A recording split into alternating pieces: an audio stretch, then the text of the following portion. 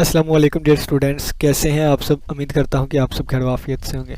तो आज के दिन हम एक्सरसाइज 1.4 इसका थर्ड लेक्चर देखेंगे। पहले लेक्चर में हमने 1 से लेकर 7 तक क्वेश्चंस क्लियर किए थे। दूसरे लेक्चर में हमने क्वेश्चन नंबर 8 से लेकर 13 तक क्लियर करेंगे और आज हम क्वेश्चन नंबर 14 से स्टार्ट करेंगे। ठीक है, तो चलिए आइए हम स्टार्ट करते हैं। कब पेंसिल निकालें, नोट्स बनाना शुरू करें। क्वेश्चन नंबर हमारे पास 14 है। अब ये कंप्यूटराइज वीडियोस मैं इस वजह से कर रहा हूँ क्योंकि पीछे वाली वीडियो की किसी तरीके से वॉइस नहीं थी रिकॉर्ड हो सकी, तो इस वजह से यहाँ पे वॉइस तो रिकॉर्ड होगी ना। चलें जी, स्टार्ट करते हैं। A street network is shown in the diagram. उन्होंने कहा है कि एक स्ट्रीट नेटवर्क यानी कि गलियों का जो नक्शा है वो यहाँ पे डायग्राम में दिखाया गया है। Find the number of shortest routes. आपने शॉर्टेस्ट रूट्स कितने हैं वो फाइंड करने हैं from O to P. O से लेके पी तक जाते हैं तक। ठीक है, और ये हमने सीधा ही नहीं जाना बल्कि गलियों से होते हुए जाना है। ठीक है, तो ये हॉरिजॉन्टल स्ट्रीट हुआ करेंगी। ठीक है, ये हॉरिजॉन्टल स्ट्रीट है जो भी है। ठीक है, ये हॉरिजॉन्टल स्ट्रीट और ये ऊपर का हमारे पास वर्टिकल स्ट्रीट हुआ करेगी। ठीक है, यानी कि अमूदी गलियाँ। ठीक है, अमूदी और उफ़की गलियाँ। तो अब आगे देखें। नंबर 1 में वो पूछता है the route must pass through the junction A. Junction क्या है? जंक्शन कहते हैं चौक को आप कह लें। ठीक है, तो उन्होंने कहा है कि ओ से हमने जाना है और शॉर्टेस्ट वे होना चाहिए, यानी कि छोटा से छोटा रास्ता होना चाहिए और वो रास्ता ए वाले चौक से भी गुजरता हो। तो कितने वेज होंगे? दूसरे में वो कहता है the routes must pass through the street A B. तो उन्होंने कहा है कि पहले तो देखें ए से यहाँ भी जा सकता था, यहाँ भी। ठीक है, लेकिन आपने अब ए से ए बी वाली गली से होते हुए जाना है, तो वो कितने होंगे? फिर वो कहता है the routes must pass through the junction A C, यानी कि नेक्स्ट पार्ट में वो कहता है वो ए से भी गुजरता हुआ जाए और सी से भी गुजरता हुआ जाए। देखे ना, पहले वो यहाँ से भी जा सकता था। ठीक है, लेकिन अब क्या है, सी से लाजमी गुजर के जाए। ठीक है, और लास्ट पे वो कहता है the street A B is closed, यानी कि ये वाली गली बंद हो, तो फिर वो कैसे जाएगा? ठीक है, तो सारे ये क्वेश्चन हम चलेंगे सोल्व करना स्टार्ट करते हैं। उससे पहले ये आप एक नोट पढ़ लें, नोट इम्पोर्टेंट है और यही फार्मूला हम यूज़ करेंगे। वो कहता है कि if there is m+1 cross n+1 rectangular grid. अगर रेक्टेंगुलर ग्रिड हमारे पास इतने हों और m+1 क्या है, वर्टिकुलर स्ट्रीट्स हैं, n+1 क्या है, हॉरिजॉन्टल स्ट्रीट्स हैं, then the number of shortest routes. तो कितने शॉर्टेस्ट रूट्स होंगे? साउथ वेस्ट कॉर्नर से लेके नॉर्थ वेस्ट कॉर्नर तक हमारे पास जो होंगे वो एक बाइनरी सीक्वेंस से m+n, जिनकी लेंथ कितनी हो, m+n उनकी लेंथ हो, m जीरोस को ज़ाहिर करे, n वंस को ज़ाहिर करे, तो हमारे पास ये फार्मूला आएगा m+nCm। ठीक है, और बाय यूजिंग कंप्लीमेंट्री कम्बिनेशन हम इसे ऐसे भी लिख सकते हैं m+nCn। ठीक है, तो अपनी मर्जी। तो ये वाला फार्मूला हम यूज़ करेंगे। m क्या है यहाँ पे, हॉरिजॉन्टल है, बल्कि वर्टिकुलर स्ट्रीट्स हैं, और n क्या है, हॉरिजॉन्टल स्ट्रीट्स हैं। तो यही फार्मूला हम यूज़ करेंगे इन पे और अपने क्वेश्चंस को सोल्व करेंगे। ठीक है, और क्या बताने लगा था मैं? चलें जी, बस यही था। बाकी जो चीज़ हुई वो साथ समझाते समझाते याद आ ही जाएगी। तो चलिए आइए हम स्टार्ट करते हैं। सबसे पहले हम इस वाले को ले लेते हैं। वो कहता है the route must pass through the junction A से लाजमी गुजरना चाहिए।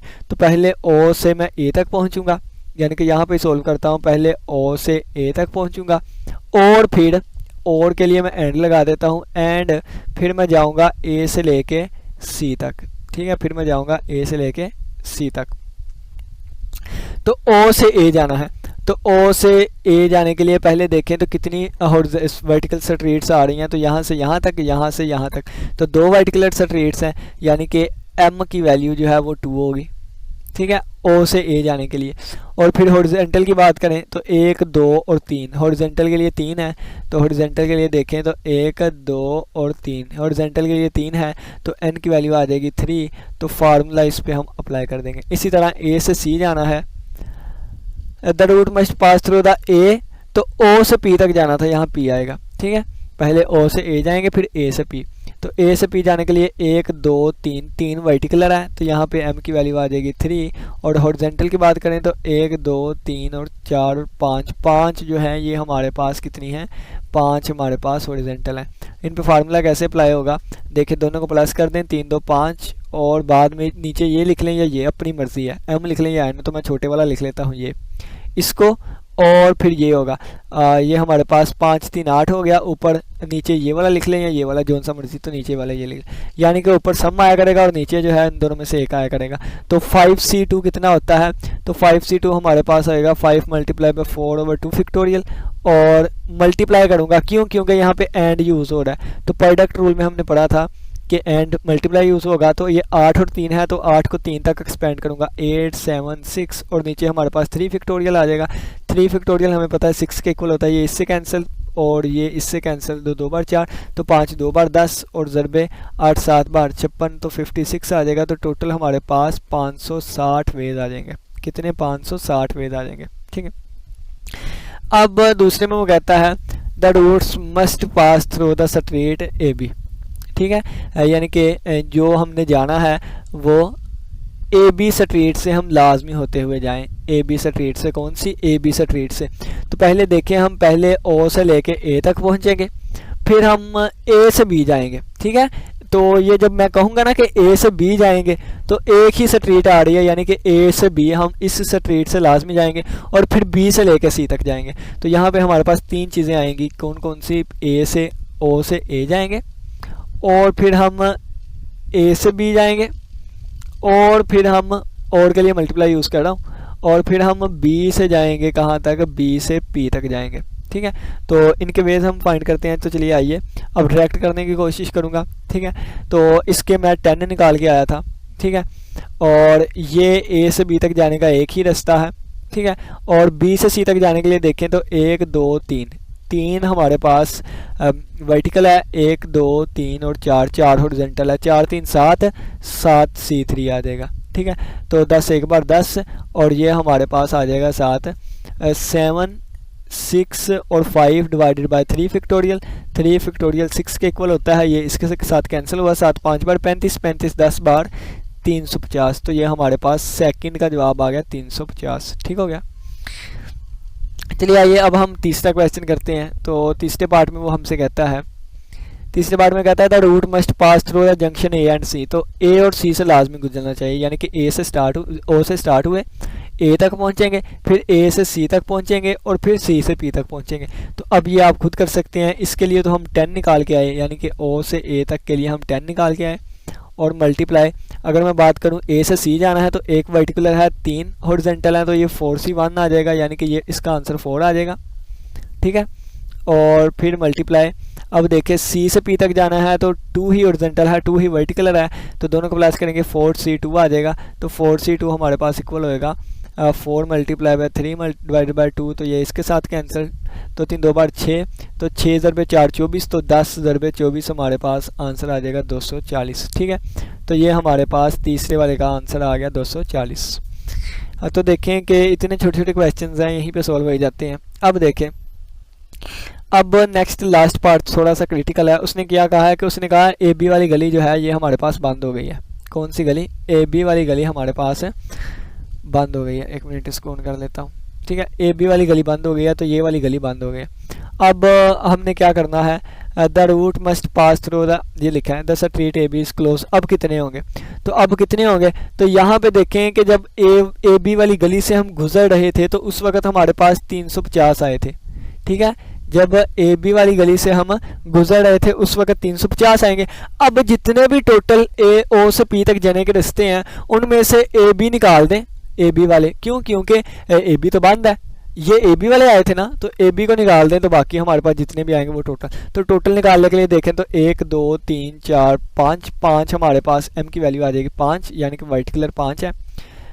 1 2 3 4 5 6 7 8 हमारे पास हॉरिजॉन्टल है, तो एन की वैल्यू आ जाएगी 8। दोनों को प्लस करेंगे, 8 5 13, तो 8 5 13 और 13 C5 आ जाएगा हमारे पास। इसको जब इस कम्बिनेशन को ओपन करेंगे तो ये हमारे पास आ जाएगा 13 ज़रबे 12 ज़रबे 11 ज़रबे 10 ज़रबे 9 तक जाएगा, और नीचे हमारे पास क्या आ जाएगा 5 का फैक्टोरियल 5 ज़रबे 4 ज़रबे 3 ज़रबे 2 ज़रबे 1। ठीक है, ये चीज़ आ गई। तो अब जो कैंसिल आउट होता है वो कैंसिल आउट कर देते हैं, 5 2 बार 10। ठीक है, तो ये 10 से कैंसिल हो गया, 4 3 बार 12, तो ये 12 के साथ कैंसिल हो गया। अब 13 ज़रबे 11 ज़रबे 9 कर लें, जो भी आंसर आएगा, यानी कि 13 ज़रबे 11 ज़रबे 9 कर लें। तो जो भी आंसर आएगा उस वो क्या होगा, वो टोटल नंबर ऑफ वेज होंगे ओ से पी तक जाने के। ठीक है, ए से बी यानी कि इस स्ट्रीट के जरिए 350 रास्ते आए थे, तो इनको निकाल दें क्योंकि ये गली बंद है। तो जो भी हमारा आंसर आएगा वो हमारा रिक्वायर्ड आंसर होगा। ठीक हो गया, तो उम्मीद करता हूँ कि इन सारे क्वेश्चंस की समझ आई होगी। नेक्स्ट अब हम करते हैं नेक्स्ट क्वेश्चंस को। ठीक है, a 10 storey building is to be painted. उन्होंने कहा कि 10 स्टोरी बिल्डिंग है, इसको हमने पेंट करना है विद 4 डिफरेंट कलर्स, 4 मुख्तलिफ रंगों से। ठीक है, each story is painted with 1 colour. हर एक स्टोरी में एक कलर ही लगाना है, ये नहीं कि एक स्टोरी को हम 3 कलर कर रहे हैं। It is not necessary that all colours must be used. ये ज़रूरी नहीं है कि हम तमाम 4 के 4 कलर यूज़ करें। How many ways are there to paint the building. कितने वेज होंगे कि हम बिल्डिंग को पेंट करें। If there is no other restriction, अगर यहाँ पे कोई भी रिस्ट्रिक्शन ना हो। दूसरे में पार्ट में कहता है कि two adjacent stories must be painted with different colour. 2 stories जो हैं इनका एक जैसा कलर नहीं होना चाहिए, एडजेसेंट का डिफरेंट होना चाहिए। तो चलिए आइए हम इसको स्टार्ट करते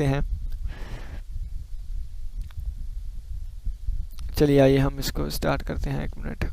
ठीक है, तो ये लीजिए पहले 10 स्टोरी है तो 10 स्टोरी में बना लेता हूँ। एक स्टोरी, दूसरी, तीसरी, ठीक है, चौथी, 5वीं, 6ठी, 7वीं, 8वीं, 9वीं और ये 10वीं सबसे ऊपर। ठीक है, तो इस तरह 10 स्टोरी। 4 कलर्स हैं हमारे पास। ठीक है, 4 कलर्स हैं। अब देखें तो मैं इस पहली स्टोरी को भी 4 कलर से रंग सकता हूँ, इसको भी 4 कलर्स कर सकता हूँ क्योंकि कोई भी रिस्ट्रिक्शन नहीं है। इसको भी 4 कलर से, इसको भी 4 कलर से। तो ये 4 मल्टीप्लाई बाय 4 मल्टीप्लाई बाय सभी को करना है ना, तो इसलिए और यूज़ कर रहा हूँ। तो 4 मल्टीप्लाई बाय 4, तो 10 दफ़ा 4 आपस में मल्टीप्लाई होगा तो आ जाएगा 4⁻10। तो ये हमारा फर्स्ट पार्ट कंप्लीट हो गया। इसका आंसर आएगा 4⁻10।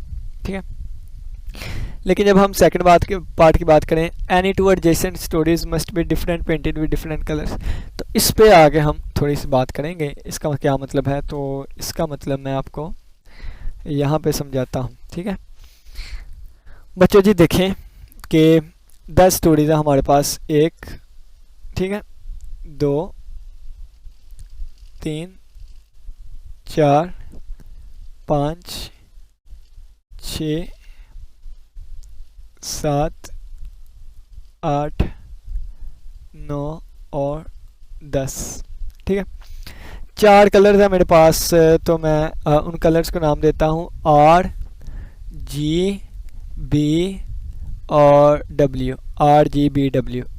ठीक है, यानी कि रेड, ग्रीन, ब्लू, वाइट, ये हमारे पास 4 कलर्स हैं। तो पहली स्टोरी की बात करूं तो यहाँ से हम चलते हैं। तो इस स्टोरी को मैं चारों में से किसी एक रंग से करवा सकता हूं, तो यानी 4 पॉसिबिलिटीज़ हैं। ठीक है, सभी को रंग करना है, इस वजह से मल्टीप्लाई यूज़ करूंगा। ठीक है, तो पहली का मैंने यहाँ पे लिख लिया, 4 तरीक़ों से करवा सकता हूँ। ठीक है, अब मल्टीप्लाई लगा दूंगा। अब नेक्स्ट को देखूँ, अब अगर मैंने इसको रेड कलर कर दिया है, ये तो पिंक है, अगर मैंने इसको रेड कलर कर दिया है, यानी कि इसको रेड कलर कर दिया है, तो अब इस स्टोरी पे रेड नहीं आ सकता, यानी कि इस स्टोरी पे रेड नहीं आ सकता, बाकी तीनों में से कोई आएगा। तो हमारे पास पॉसिबिलिटी एक कम हो गई, क्योंकि उन्होंने कंडीशन लगाई थी कि सेम नहीं आ सकता, तो हमारे पास एक पॉसिबिलिटी कम हो गई। तो इसको कलर करने के कितने 3 वेज होंगे, 3 वेज। ठीक है, तो 3 वेज हैं, यानी कि तीनों में से कोई एक कलर लगेगा। अब तीनों में से जो कलर इसको लग गया, फर्ज किया कि पहले वाले को मैंने रेड कर दिया था, अब रेड यहाँ से निकल जाएगा। ठीक है, और रेड निकल के यानी कि इसको मैं R, G, B, W यानी कि किसी भी कलर से रंग सकता था। ठीक है, लेकिन यहाँ पे अगर मैंने इसको रेड से कर दिया है तो बाकी रेड निकल जाएगा, बाकी G, B, W बच जाएगा। ठीक है, और G, W, B में से फर्ज किया मैंने इसको G से कर दिया है, तो बाकी इस स्टोरी को अब मैं G से नहीं कर सकता। G से क्यों नहीं कर सकता, G से कर दिया तो दोनों सेम हो जाएंगे, तो इसमें से G निकाल दिया, तो या ब्लू हो सकता है या वाइट हो सकता है। अब इसको मैं रेड भी कर सकता हूँ। रेड कैसे कर सकता हूँ, क्योंकि यहाँ रेड था, यहाँ रेड था, एडजेसेंट की था, एक तो जैसा नहीं ना हुआ। एडजेसेंट मतलब है साथ साथ जो है, तो साथ साथ वालों का तो एक जैसा नहीं ना हुआ, तो अब इसको मैं रेड से भी कर सकता हूँ। ठीक है, तो इसको भी करने के भी 3 वेज हैं, तो मल्टीप्लाई बाय 3 आ जाएगा। ठीक है, और फर्ज किया इसको मैंने ब्लू से कर दिया। अब नेक्स्ट पे आ जाए, इस स्टोरी को मैं कितने वेज से कर सकता हूँ, तो अब इसको ब्लू से कर दिया, अब इसको ब्लू से नहीं कर सकता, इसको वाइट से भी कर सकता हूँ, इसको रेड से भी कर सकता हूँ, इसको ग्रीन से भी कर सकता हूँ। ठीक है, तो इसको भी 3 वेज हैं। इसी तरह सभी के 3 वेज चलते जाएंगे, और ये 3 multiply by 3 multiply by 3 multiply by, यानी कि बस एक का आंसर 4 आएगा, बाकी 9 का 3 आएगा, तो ये आ जाएगा 4 मल्टीप्लाई बाय 9 दफ़ा 3 आपस में मल्टीप्लाई हो गए तो आ जाएगा 3⁹9 और यही हमारा रिक्वायर्ड आंसर होगा। ठीक है, तो ये क्वेश्चन भी क्लियर हो गया। नेक्स्ट क्वेश्चन अगर हम देखें तो नेक्स्ट क्वेश्चन में कहता है find the number of non negative integer solutions to the non negative integer solutions to the equation. हमें इक्वेशन दी गई है 5x plus 5x1 plus x2 plus x3 और plus x4 is equal to 14। हमने non negative integers find करने हैं। ठीक है, तो 1 2 3 4 5 1 2 3 4 इक्वल टू आ गया 14 के। ठीक है, 1 2 3 4 और इक्वल आ गया 14 के। तो चलिए आइए हम स्टार्ट करते हैं। तो ये हमारा क्वेश्चन क्या है, 5x1 plus x2 plus x3 plus x4 और इक्वल टू किसके था 14 के। ठीक है, अब इस क्वेश्चन को करने के दो तरीके हैं, मैं यहाँ पे दोनों में बता दूंगा। देखें, दूसरा क्वेश्चन आपने खुद करना है, मैं आपको हिंट दूंगा दूसरे क्वेश्चन का। ठीक है, दूसरा क्वेश्चन जो है ये आपने खुद करना है। तो एक तो मैं वो तरीका बताने लगा हूँ जो कि सोल्यूशन पे है। आप लोग के पास भी सोल्यूशन होगा, सभी के पास होगा, ऐसे वैसे नहीं है। आप सबसे पहले आप सोल्यूशन ही ढूंढते हैं। x1 को हमने वैल्यू दे दी u की, किसकी, u की वैल्यू दे दी। ठीक है, अब जब u की वैल्यू दे दी तो ये अब बन गया 5u plus x2 plus x3 plus x4 is equal to 14। ठीक है, अगर ये वाली चीज़ हमारे पास सिंपल होती तो हम इसको सोल्व कर लेते हैं। ठीक है, लेकिन यहाँ पे 5 भी आ रहा है, ये मल्टीप्लाई हो रहा है, तो इसकी वजह से सारा मामला ख़राब होगा। तो हमने क्या किया, इस चीज़ को उठा के इधर ले आए। जब इस चीज़ को उठा के इधर ले आए तो ये बन गया x2 plus x3 plus x4 equal to आ गया 14 माइनस 5u। u की जगह हम t कर लेते हैं क्योंकि u जो है ये इस तरह लिखना बार बार ये हमें 4 लगता है। ठीक है, तो ये मैंने t लिख दिया, ये मैंने t लिख दिया। तो यहाँ पे हमारे पास ये आ गया। अब इससे पहले मैं आपको सिंपल क्वेश्चन बता देता हूँ जो कि एग्जांपल्स में हम करके आए थे कि x1 plus x2 plus x3 और ये वाली चीज़ लिखी होती ना इक्वल टू 14 के। तो यहाँ पे ये वाली चीज़ जो है ना, ये 3 है ना, तो n की वैल्यू आ जानी थी 3 और ये वाली वैल्यू आ जानी थी r की। ठीक है, r की वैल्यू आ जानी थी 14 और यहाँ पे फार्मूला हमारे पास लगता था NHR जो कि इक्वल होता है n plus r minus 1 CR। ठीक है, और ये वाला फार्मूला लेके हम इसको सोल्व कर लेते हैं। अब यहाँ पे एक दिक्कत ये वाली आती थी हमारे पास कि यहाँ पे 5 था। ठीक है, तो 5 इसकी जगह t हमने पुट करके इसको दूसरी साइड पे ले गए और जिस तरह हमने लिख लिया। अब देखें कि ये हमारे पास कितनी चीज़ें हैं, 1 2 3 है, तो n की वैल्यू कितनी आ गई, 3 आ गई। ठीक है, और r की वैल्यू मैं बताऊं तो कितनी आएगी, 14 माइनस 5t, ये हमारे पास r की वैल्यू आएगी। अब ये वाला जब फार्मूला हम यूज़ करेंगे ना, ये वाला, तो हमारे पास आ जाएगा 14 माइनस 5t, बल्कि नहीं, एक मिनट, पहले ऊपर n आना है ना, तो n की वैल्यू 3 है और ये साथ आ जाएगा h और 14 माइनस 5t। ठीक है, जब ये इक्वल आएगा तो किसके इक्वल आएगा, तो ये चीज़ इक्वल आ जाएगी n और प्लस r की वैल्यू कितनी है, 14 माइनस 5t और माइनस 1 और कम्बिनेशन किससे आएगा, r से, तो r कितना है 14 माइनस 5t। ठीक है, ये हमारे पास आ गया। अब देखें तो 14 में से 1 निकाल ले, 13, तो 13 में 3 जमा किए 16, तो ये आ गया 16 माइनस 5t और कम्बिनेशन किसके आ गया, 14 माइनस 5t के। ठीक है, तो कम्प्लीमेंट्री हम कम्बिनेशन पढ़ के आए थे, कौन सा कम्प्लीमेंट्री कम्बिनेशन, वो कहता है NCR को हम लिख सकते हैं NC, n में से r माइनस कर दें, ऊपर वाले से नीचे वाला माइनस कर दें, तो बिल्कुल इसी तरह इसको मैं लिख सकता हूँ 16 माइनस 5t और ये कम्बिनेशन मैंने लिख दिया। अब इसमें से ये माइनस करते हैं तो 16 में से 14 गए, बाकी आ गया 2 और ये माइनस 5t में से माइनस 5t माइनस किया तो ये कैंसिल होकर 0, तो ये वाली चीज़ हमारे पास बची। ठीक है, ये वाली चीज़ हमारे पास बच गई। अब ये वाली चीज़ हमारे पास बच गई है, तो अब यहाँ पे गौर करिएगा थोड़ा सा। यहाँ पे गौर करने वाली बात ये है कि यहाँ पे आ जाए, यहाँ पे आ जाए, तो ये क्या लिखा हुआ है, 5x1 लिखा हुआ था प्लस x2 लिखा हुआ था प्लस x3 लिखा हुआ था प्लस x4 लिखा हुआ था। ठीक है, यही है ना, और इसका आंसर किसके इक्वल आता था, 14 के इक्वल आता था, किसके, 14 के। फ़र्ज़ किया मैं इसको भी 0 कर देता हूँ क्योंकि इसकी वैल्यू 0 भी हो सकती है, इसको भी 0 कर दिया, इसकी वैल्यू भी 0 हो सकती है, इसको भी 0 कर दिया, इसकी वैल्यू भी 0, अकेला इसको लेके चलता हूँ। अगर मैं x1 की वैल्यू 0 रखूँगा, अगर x1 जो है वो 0 आ जाएगा, x1 की वैल्यू 0 आ जाएगी, तो ये हमारे पास 5 मल्टीप्लाई बाय 0 यानी कि ये 0 आ जाएगा। ठीक है, अगर मैं x1 की वैल्यू 1 रखता, ये 5 मल्टीप्लाई बाय 1 तो हमारे पास 5 आ जाता। अगर मैं x1 की वैल्यू 2 रखता तो ये 5 मल्टीप्लाई बाय 2 10 आ जाता। अगर मैं x1 की वैल्यू 3 रखता तो ये 5 मल्टीप्लाई बाय 3 15 आ जाता। ठीक है, तो यहाँ पे अगर आप फोकस करें तो ये भी 14 से कम है, ये भी 14 से कम, ये भी 14 कम, लेकिन ये 14 से बढ़ जाएगा। अब मैं 3 से ऊपर जो भी नंबर लूँगा वो हमारे पास 14 से बढ़ जाएगा, तो ऊपर वाला कोई केस नहीं लूँगा, यानी कि x1 की वैल्यू या 0 हो सकती है या 5 या 10। तो x1 t के इक्वल था, तो t की वैल्यू अब या 0 हो सकती है या 1 और या फिर 2। ठीक है, तो ये कंसेप्ट सोल्यूशन पे आपको समझ नहीं था आना, तो ये मैंने यहाँ पे आपको बताया। अब देखें, अब यहाँ पे पहले मैं क्या लिखूँगा, तो मेरे पास आएगा 16 माइनस 5। अब t की जगह क्या लिखूँगा 0, ठीक है, और कम्बिनेशन 2 और प्लस या 0 हो सकती है या 1 या 2। ठीक है, इनमें से कोई भी आ सकती है। देखें, अब 16 माइनस 5 मल्टीप्लाई बाय 1 और इसका कम्बिनेशन आएगा 2 के साथ, और प्लस 16 माइनस 5 मल्टीप्लाई बाय 2 और इसका कम्बिनेशन आ जाएगा 2 से। अब फर्ज किया कि मैं कहता हूँ कि 3 वैल्यू भी हो गई है, तो 3 पुट करके देखता हूँ तो 3 से क्या आएगा। ठीक है, यहाँ पे भी आपका क्वेश्चन का आंसर कर देता हूँ, इसी तरह 4 वाला पुट करूँगा, सो ऑन, ये चीज़ चलती जाएगी। ठीक है, तो यहाँ पे भी आपको पता चलेगा। अब देखें कि अब देखिएगा यहाँ पे, अब ये 16 में से ये 0 हो गया, तो 16 में से 0 निकाले तो ये 16c2 हो गया, तो 16c2 हम ऐसे भी लिख सकते हैं। ठीक है, और प्लस ये 16 में से 5 निकालें तो 11, तो 11c2 हमारे पास हो गया। ठीक है, और प्लस यहाँ अगर बात करूँ तो ये 16 में से 10 निकाले तो हमारे पास 6 आ गया, 6c2 हो गया। और प्लस इसकी बात करूँ तो 16 में से हमने कितने 15 निकाले तो ये 1c2 हो गया। ठीक है, और प्लस इसी तरह 16 में से 20 निकालूंगा तो ये हमारे पास -20c2 बन जाएगा।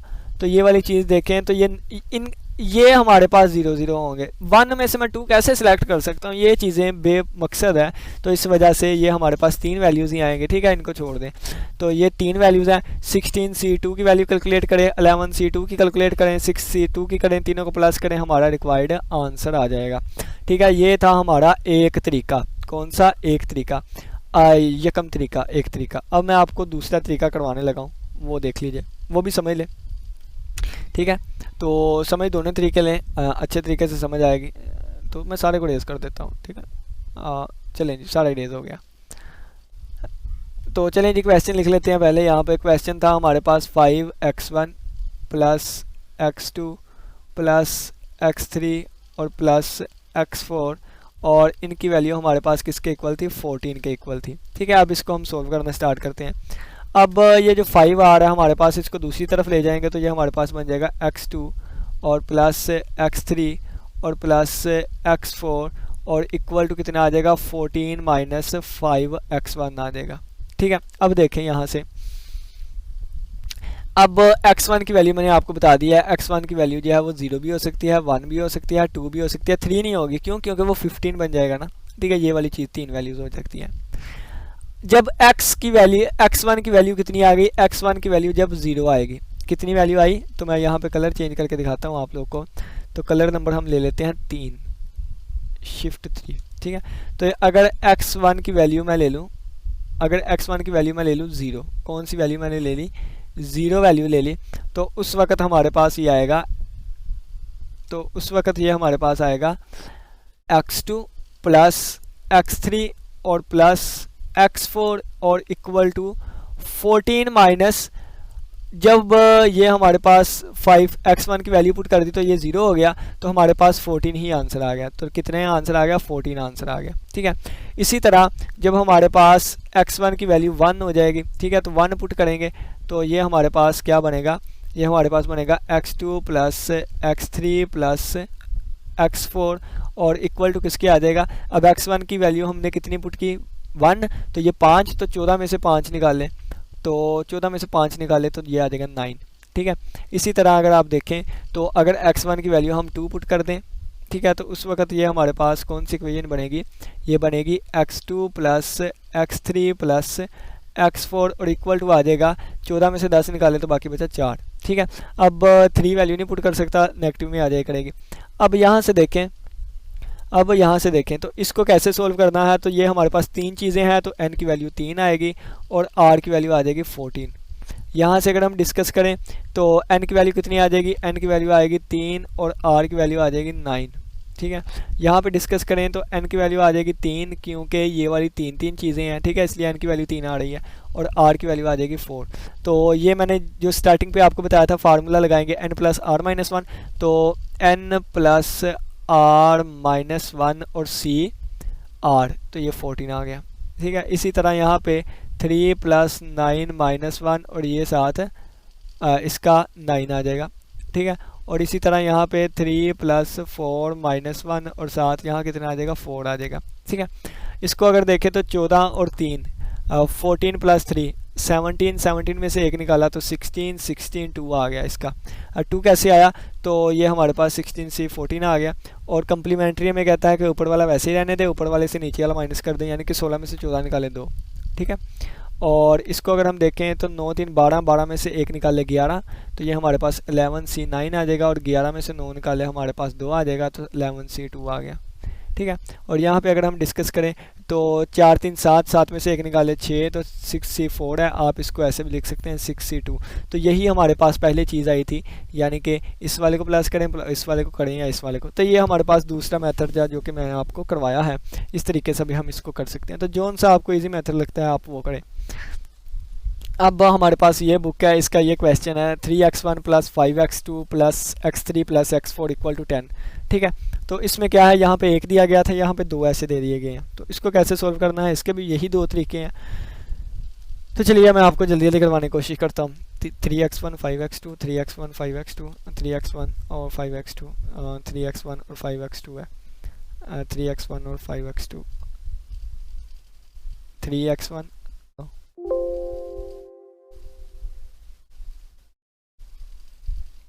3x1 प्लस 5x2 और प्लस x3 और plus x4 is equal to कितना आ जाएगा, 10 आ जाएगा। ठीक है, अब इसको लेके चलते हैं। तो सबसे पहले देखें कि x1 की वैल्यू कितनी कितनी हो सकती है। ठीक है, x1 की वैल्यू कितनी कितनी, तो x1 की वैल्यू 0 भी हो सकती है, 3 0 बार 0, और यानी कि 0 पे हमारे पास 0 आएगा। 1 पुट करूँगा तो 1 पे हमारे पास 3 आएगा, 2 पुट करूँगा तो 2 पे हमारे पास 6 आ जाएगा, और 3 पुट करूँगा तो 3 पे हमारे पास 9 आ जाएगा। 4 नहीं पुट कर सकता। ठीक है, x2 की बात करूँ तो x2 अगर ये 0 होगा तो हमारे पास 0 आएगा, 1 होगा तो ये हमारे पास 1 आएगा, अब 5 आएगा, और 2 होगा तो हमारे पास ये 10 आ जाएगा। ठीक है, इससे बड़ी नहीं जा सकती, बड़ी गई तो वो हमारे पास नेगेटिव आ जाएगा। ठीक है, अब देखें, अब ये हमारे पास कैसे चलेगा, ये इस तरह चलेगा। 2 ही तरीके हैं अपनी मर्ज़ी से, यानी कि ये x3 plus x4 equal to 10 minus 3x1 और माइनस 5x2 कर दिया हमने। ठीक है, एक तरीका तो ये है कि यहाँ पे n की वैल्यू 2 आ गई और r की वैल्यू ये वाली है, तो ये हमारे पास आ गया n प्लस r। ठीक है, n प्लस r, और इसका कम्बिनेशन हम लेंगे किससे, r से लेंगे, तो r हमारे पास ये वाली चीज़ है, और प्लस 1 भी आएगा। ठीक है, और ये तो सोल्यूशन वाला मेथड है जो कि मैंने पहले करवाया था। ठीक है, और इसमें से ये माइनस करेंगे तो ये हमारे पास आ जाएगा 2 प्लस 10, 10 2 12, 12 और 1 13, तो 13 माइनस 3x1 माइनस 5x2, और इसका कम्बिनेशन किससे आएगा, 3 से आएगा। ठीक है, तो आप इससे अब यहाँ पे वैल्यू जो जो पुट कर सकते हैं वो पुट करें। एक तरीका तो ये है। ठीक है, एक तरीका तो हमारे पास। दूसरा तरीका देखिएगा, मैं आपको इक्वेशंस बना देता हूँ, वो आपने खुद सोल्व करना है फिर। ठीक है, तो ये आपका छोटा सा थोड़ा सा होमवर्क है कि आप इसको समझ लें। ठीक है, तो अब दूसरा तरीका जो है वो मैं करवाने लगा हूँ। देखें,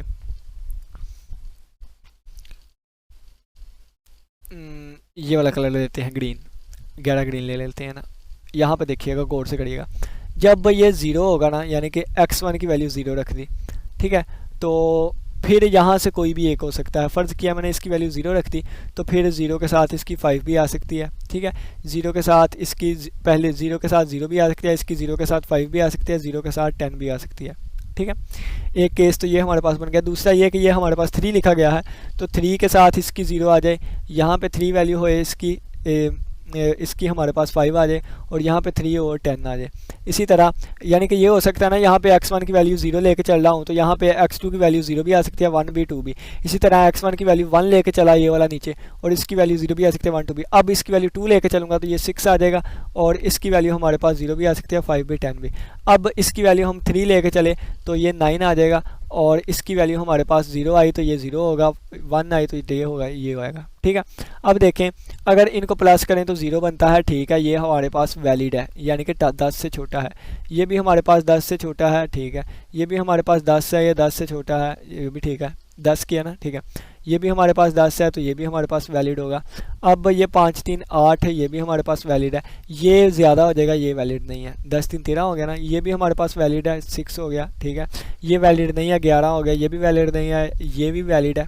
ठीक है, ये भी ठीक है और बाकी कोई भी वैलिड नहीं है। तो हमारे पास कौन कौन सी इक्वेशन बनेगी? अगर यहाँ से मैं बात करूँ तो हमारे पास बनेगा यानी कि x3 और प्लस x4 और इक्वल टू 10 माइनस कितना बनेगा, दोनों को प्लस किया 0 0 तो ये बस यहाँ तक ही बनेगी। दूसरे वाले को लेके चलूँ तो बनेगा x3 प्लस x4 और इक्वल टू 10 और कितना माइनस होगा 5 0 5 तो 10 में से 5 गए 5 तो ये हमारे पास 5, ये इक्वेशन बन गई। ठीक है, तो बाकी x3 plus x4 equal to किसके आएगा 10 माइनस इसका कितना बना 10 बना तो 10 माइनस 10 ये इक्वल आ जाएगा 0 के। ठीक है, ये हमारे पास इससे बन गई तीसरे वाले से। अब हम जो है वो कलर चेंज करके ना अब इस वाली से बनाते हैं। तो ये 3 है तो 3 माइनस होगा तो x3 प्लस x4 तो अब 10 में से कितना माइनस होगा 10 में से 3 माइनस होगा तो ये हमारे पास आ गया 7। ठीक है, अब ये केस तो हमारा नहीं हो सकता। ये कितना है, ये 5 था, ये 3 5 3 8 है तो ये हमारे पास x3 plus x4 is equal to 10 minus 8 हो जाएगा, इक्वल टू आ जाएगा किसके 2 के आ जाएगा। ठीक है, तो इसी तरह अब नेक्स्ट केस में डायरेक्ट करता हूँ तो x3 प्लस x4 और ये 10 में से 6 गए तो बाकी रह गए 4। इसी तरह x3 प्लस x4 और इक्वल टू ये हमारे पास 10 में से 9 रहेगा, बाकी रह गया 1। ठीक है, तो इन सभी के लिए आप कॉम्बिनेशन लहदा बनाएं और फिर उन सभी को प्लस करें। तो कौन कौन सी चीज़ें प्लस होंगी तो मैं बता देता हूँ। ऊपर वाले का जो हमारे पास प्लस होगा 10 2 12 और 12 में से 1 निकाल ले 11, 1 मिनट, हाँ 10 2 12 और 12 में से 1 निकाल ले 11 तो 11C हमारे पास आ जाएगा 12C। तो 11 में से 10 निकाले कितने 1, 11C1 आ जाएगा इस पहली वाले का। प्लस दूसरी वाली का अगर हमने निकालना हो तो ये 5 है तो 5 2 7 7 में से 1 निकाला 6 तो 6 में से बाकी हम 5 निकालेंगे तो हमारे पास कितना आ जाएगा 1। ठीक है, और प्लस यहाँ पे डिस्कस करूँ तो इसका हमारे पास आएगा 0 है तो 0 प्लस 2 2 और 2 में से 1 निकाले 1 1C1 आ जाएगा इसका। ठीक है, इसकी अगर मैं बात करूँ तो 7 7 में 2 जमा किए 7 8 9 9 में से 1 निकाला 8 8C1 आ जाएगा। प्लस अगर इसकी बात करूँ तो ये हमारे पास आ जाएगा 2 प्लस 2 4 4C1 आ जाएगा। ठीक है, 3C1 आ जाएगा, बल्कि 2 और 2 4 4 में से 1 निकाला 3C1। और प्लस अगर इसकी बात करूँ तो ये हमारे पास आ जाएगा 4 और 4 प्लस 2 6 ये 5C1 आ जाएगा। ठीक है, और प्लस इसकी बात करूँ तो 1 प्लस 2 3 3 में से 1 निकाला 2 2C1 आ जाएगा। ठीक है, तो ये हमारे पास 11 प्लस 6 यानी कि 11C ये 11 होता है, इसका आंसर 6 आएगा। इसका 1 प्लस 8 प्लस 3 प्लस 5 प्लस 2 तो सभी को ऐड करें तो कितना बनता है 5 6 7 7 3 10 10 18 19 19 25 और 25 और 11 36 तो ये हमारा रिक्वायर्ड आंसर है। तो उम्मीद करता हूँ कि इस क्वेश्चन की समझ आ गई होगी। तो नेक्स्ट जी अब हम आगे चलते हैं। ठीक है, अब हम आगे चलते हैं।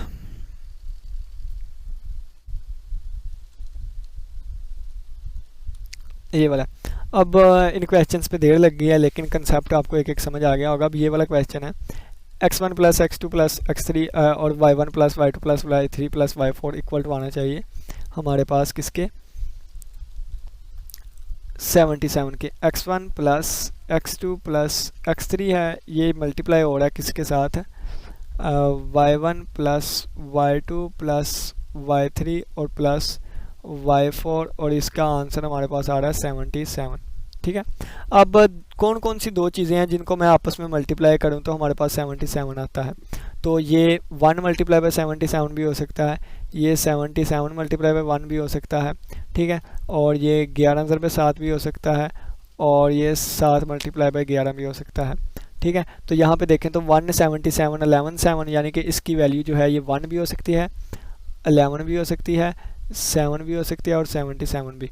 और इसकी वैल्यू अगर देखें तो ये 77 17 77 11, ये 11 लिखा हुआ है, ठीक है। तो इसकी वैल्यू भी हमारे पास जो है ये कितनी हो सकती है, 1 भी हो सकती है, 11 भी हो सकती है, 7 भी हो सकती है, 77 भी हो सकती है, ठीक है। तो यानी कि इसको मैं क्या लिखूँगा, x1 plus x2 plus x3 is equal to, इसकी वैल्यू जब 1 होगी ना तो इसकी वैल्यू 77 होगी, तो y1 plus y2 plus y3 plus y4 is equal to 77, ठीक है। इनको कैलकुलेट करेंगे कैसे, r की वैल्यू कितनी है, तो यहाँ पे अगर बात करूँ तो n की वैल्यू 3 है और r की 1 है, तो 3 प्लस 1 4 और 4 में से एक निकाले 3, तो ये आ जाएगा C3 यानी कि 3C1 आ जाएगा। और मल्टीप्लाई बाय इसका अगर मैं वैल्यू देखूँ तो 77 प्लस 4 तो 81, 81 में से 1 माइनस करूँगा तो 80 और 80C 77 यानी कि 80C3 आ जाएगा। तो इन दोनों को आपस में मल्टीप्लाई करवाएं तो ये वाला एक केस सोल्व हो जाएगा, ठीक है, एक से केस ये वाला सोल्व हो जाएगा। अब इसी तरह आप इस केस को लेके चलें, इस केस को कैसे लेके चलूँगा, ये आएगा x1 plus x2, colour change कर देता हूँ ताकि आपको केस की अच्छे तरीके से समझ आ सके। अब इस वाले को लेकर चलने लगा हूँ, इस वाले को, ठीक है। तो इसका मतलब क्या है, x1 plus x2 plus x3, इसका आंसर कितना आ रहा है, 77 आ रहा है। और y1 plus y2 plus y3 plus y4, इसका आंसर कितना आएगा, 1 आएगा, ठीक है। इसमें देखें तो r की वैल्यू ये है और n की वैल्यू ये है, r प्लस n 70, 80 हो जाएगा, 80 में से एक माइनस किया 79 और 79 कम्बिनेशन 77 या 2 आ जाएगा हमारे पास। और मल्टीप्लाई इसको करवाऊंगा इससे, 4 1 5, 5 में से एक निकाला 4 तो 4C1 आ जाएगा इसका आंसर। दोनों का आपस में मल्टीप्लाई जो करवाएं आंसर। इसी तरह आप फिर इसका फाइंड करेंगे, ठीक है, और इसी तरह आप फिर इसका फाइंड करेंगे और सभी को फाइंड करके इनको एट द एंड आप प्लस कर देंगे तो ये हमारा रिक्वायर्ड आंसर होगा, ठीक हो गया, हमारा रिक्वायर्ड आंसर होगा।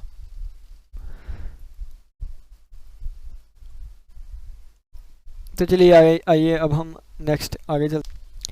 तो आप लोग के पास जो सोल्यूशन है उस पर ये वाली चीज़ नहीं लगाई गई, उन्होंने इस सारी चीज़ को साइड पे करके ना, यानी कि क्या किया गया है, ये वाला फार्मूला लगाया गया है। यानी कि मैं तो ये वाला फार्मूला लगा रहा हूँ ना, n plus are minus 1CR, तो ये वाला फार्मूला नहीं, यहाँ पे ये वाला फार्मूला यूज़ होगा, NHR माइनस n, यानी कि यहाँ पे फार्मूला यूज़ होगा R minus 1C n minus 1, ये वाला फार्मूला आपने यूज़ करना है। तो आर एन की वैल्यूज़ कैसे निकलती हैं ये आपको पता है, तो यहाँ से जो वैल्यूज़ निकलेंगी ना तो वो आप यहाँ पे पुट करके ना इनको प्लस करेंगे तो जो बुक के पीछे आंसर है ना वही आंसर आ जाएगा, ठीक है। जो बुक के पीछे आंसर है वही आंसर लेके आना है, तो ये वाला फार्मूला आप लगा सकते हैं, ठीक है। तो इससे आपका बुक वाला आर की वैल्यू क्या है, तो आर की वैल्यू ये जो लेफ्ट राइट पे लिखी होती है ना, ये आर की वैल्यू होती है। एन की वैल्यू क्या होती है, जितनी ये टर्म्स होती है ना ये हमारे पास उतनी एन की वैल्यू होती है, ठीक है। तो नेक्स्ट अब क्वेश्चन देखते हैं। तो नेक्स्ट हमें क्वेश्चन कहता है 6 डिस्टिंक्ट सिंबल्स, हमारे पास 6 डिफरेंट तरह के सिग्नल्स हैं जो कि एक कम्युनिकेशन चैनल से ट्रांसमिट किए गए हैं। अ टोटल ऑफ 18 ब्लैंक्स, 18 खाली ब्लैंक्स हैं, are to be interested between the symbols, इन सिंबल्स के दरमियान, यानी कि 6 डिस्टिंक्ट सिंबल के दरमियान 18 ब्लैंक्स होंगे, with at least 2 blanks between every pair, हर एक पेयर, यानी कि 6 है ना तो 6 में हर एक पेयर के दरमियान कम से कम 2 ब्लैंक्स होंगी और टोटल 18 होंगी। इन हाउ मैनी वेज, कितने वेज होंगे कि हम इन सिंबल्स को ब्लैंक के अंदर अरेंज कर सकें, ठीक है। तो चलिए आइए हम इसको स्टार्ट करते हैं, ठीक है। तो सबसे पहले कितने हैं कि हमारे पास 6 सिंबल्स हैं, सिंबल्स कितने हैं 6 हैं, ब्लैंक्स हमारे पास कितने थे 18 थे, ठीक है। तो अगर इनको हमने अरेंज करना हो तो कितने वेज आएंगे, हमारे पास 6 फैक्टोरियल वेज आएंगे जो कि 6 परमुटेशन 6 के इक्वल है, ठीक है। अब 18 है, अब इन 6 के दरमियान 18 हमने लेके आने हैं और किसी पे जो हर एक पेयर है ना तो उन पेयर्स के दरमियान ग्रेटर दैन इक्वल टू 2 होना चाहिए, ठीक है। तो ये देखें कि अगर मैं इन यानी कि ये हमारे पास 6 है ना तो 1 2 3 4 5 6, ठीक है। तो अगर इनके दरमियान अगर मैं प्लेस करना चाहूँ तो ये इस तरह करूँगा, यानी कि एक ब्लैंक इधर आ जाए, ब्लैंक इधर आ जाएगा, इसके अंदर यहाँ आ जाएगा, यहाँ आ जाएगा, यहाँ आ जाएगा, यहाँ आ जाएगा। तो इन जगह पर मैंने 18 ब्लैंक्स जो हैं वो अरेंज करने हैं, ठीक है, इन जगहों पे मैंने 18 ब्लैंक्स जो है वो कर लें। लेकिन कंडीशन क्या है कि दो पेयर्स के दरमियान ग्रेटर दैन इक्वल टू 2 होने चाहिए, यानी कि कम से कम 2 आने चाहिए। ये नहीं कि यहाँ पे मैंने एक ब्लैंक रख दिया, 2 या 2 से ज़्यादा होने चाहिए। तो इस पर कंडीशन लग जाएगी ग्रेटर दैन इक्वल टू 2। तो ये देखें, ये B1, यहाँ पे ये B2 और B3 और B4 और B5, और इन सभी को अगर मैं प्लस करूँगा तो ये हमारे पास कितने ब्लैंक्स होने चाहिए, 18 होने चाहिए। तो यानी कि 18 होने चाहिए। और ब्लैंक कोई ब्लैंक भी जो है वो 1 या 0 ना हो, यानी कि 2 या 2 से ज़्यादा हो। तो यानी कि ये जो ब्लैंक है BI, जिसे मैं कह देता हूँ, ये ग्रेटर दैन इक्वल टू 2 होने चाहिए।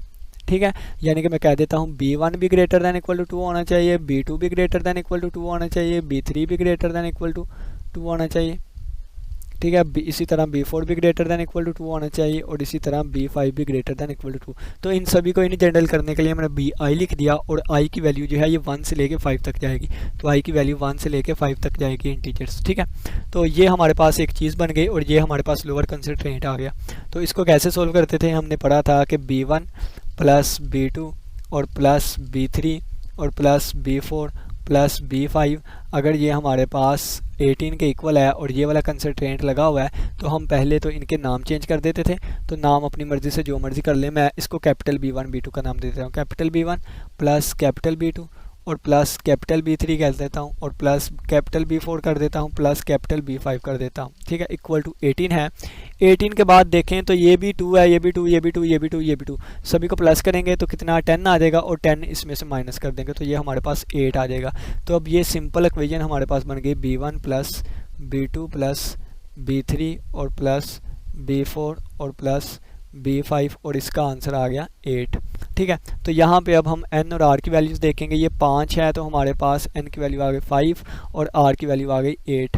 तो फार्मूला हम लगाएंगे n plus r minus 1 CR। तो ये हमारे पास आ जाएगा 5 प्लस 8, 8 5 13, और 13 में से 1 निकाला 12, तो 12C8। तो 12C8 को बाय यूजिंग कम्प्लीमेंट्री कम्बिनेशन हम 12C4 भी लिख सकते हैं। ठीक है, तो यानी कि 12 का फैक्टोरियल, यानी कि ऊपर 12 को हम 4 तक एक्सपेंड करेंगे, 12 11 10 और 9, और नीचे 4 का फैक्टोरियल आएगा, तो 4 3 2 और 1।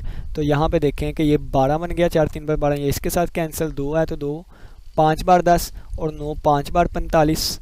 ठीक है, 9 5 बार, या इसको इतना सिंपल कर लेते हैं, यानी कि पहले 11 को 9 से ज़रब दी तो 99 आ गया, और अब इसको 5 से मल्टीप्लाई करूँगा, तो 5 से मल्टीप्लाई करूँगा तो 990 डिवाइडेड बाई 2 कर लें, तो ये हमारे पास आ गया 2 4 बार 8, 1 9 190, और ये बन गया 2 9 बार 18 और 1 19 10 बन गया, और ये 2 5 बार, यानी कि इसको जब 99 को मैं 5 से मल्टीप्लाई करवाऊँगा तो हमारे पास आंसर आएगा 495। ठीक है, तो हमारे पास आंसर कितना आ गया 495। तो यही हमारा रिक्वायर्ड आंसर है। ठीक है, यही हमारा रिक्वायर्ड आंसर है। लेकिन अब यहाँ पे एक और बात है, वो ये वाली कि ये जो हमारे पास 6 चीज़ें थी ना, ये 6 फैक्टोरियल था, तो अब इसको 6 फैक्टोरियल से मल्टीप्लाई भी करवाऊँगा। ठीक है, यानी कि ये हमारे पास इसको अरेंज करने के 6 फैक्टोरियल वेज थे, और इसके कितने वेज हैं ये हमने यहाँ पे 495 किए, इन दोनों को आपस में मल्टीप्लाई करवाऊँगा, हमारा रिक्वायर्ड आंसर आ जाएगा। ये क्वेश्चन भी हमारा क्लियर हो गया। अब नेक्स्ट क्वेश्चन देखते हैं कौन सा है। शो डैट 3n का factorial is a multiple of 2 raised power n 3 raised power n every natural number. तो इसका मैंने डिटेल से आपको पढ़ाया था, पीछे एग्जांपल भी है, तो वो 4 वाली थी, ये 3 वाली है। तो वो एग्जांपल अगर आपने देख लिया तो ये चीज़ आपको खुद ब खुद आती है। फिर भी मैं कह देता हूँ कि हमने शुरू में डिविजिबिलिटी में पढ़ा था कि अगर a डिवाइड करता है b को, तो मैं कहूँगा a is a divisor of b and b is a multiple of a। तो इसका मतलब है a, यानी कि इसका मतलब क्या था, b is equal to a multiply by some integer. ठीक है, तो मतलब क्या है, b is a multiple of a, यानी कि b a का मल्टीपल है। ठीक है, तो अगर मैं a इधर ले आके डिवाइड करवा दूं तो ये इस तरफ इंटीजर बचेगा। तो यानी कि अगर कोई भी चीज़ ऊपर लिखी गई है उसको मैं डिवाइड करवाऊं किसी चीज़ से और आंसर हमारे पास इंटीजर आ जाए, तो मैं कहूँगा ऊपर वाली चीज़ नीचे वाली का जो है ये मल्टीपल है। ठीक है, तो ये सारा मैंने वहाँ पर डिटेल से आपको समझाया है। तो यहाँ पे क्वेश्चन जो है वो देख लेते हैं।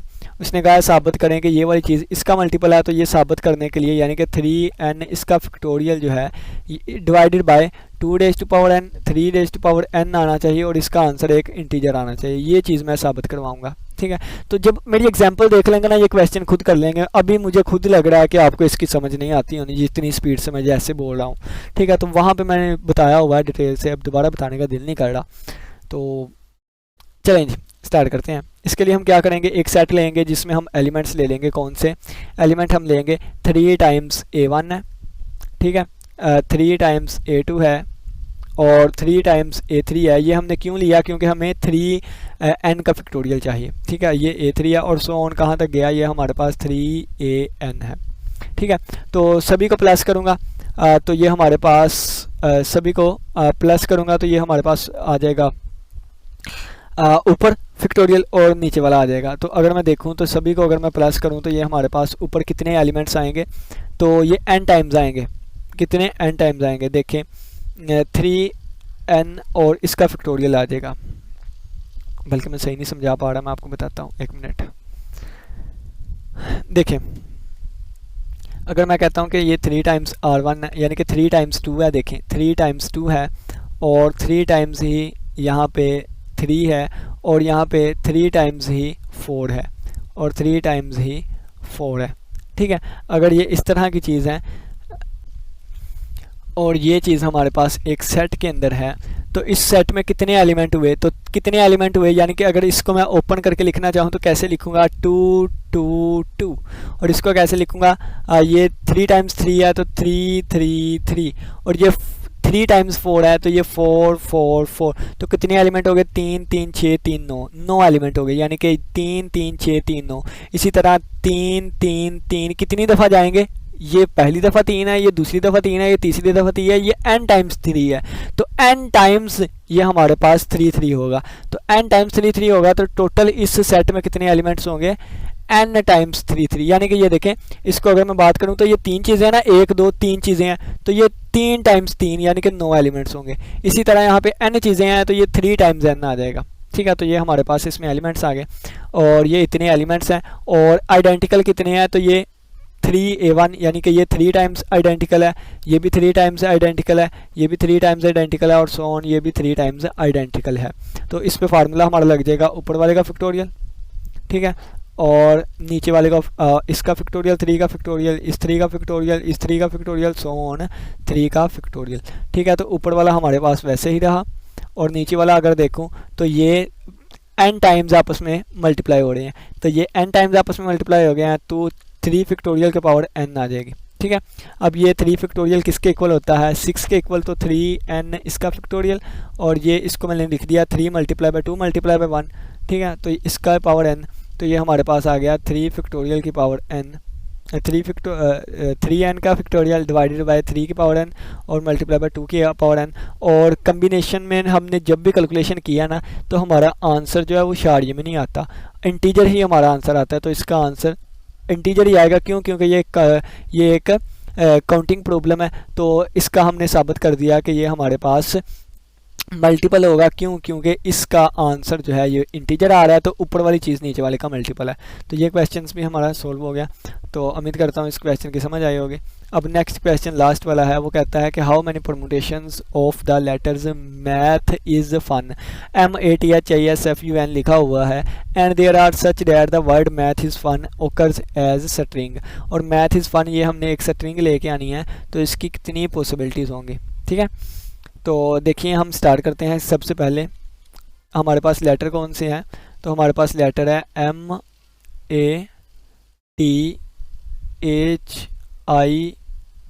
MATHISFU और N, ये वाले हैं।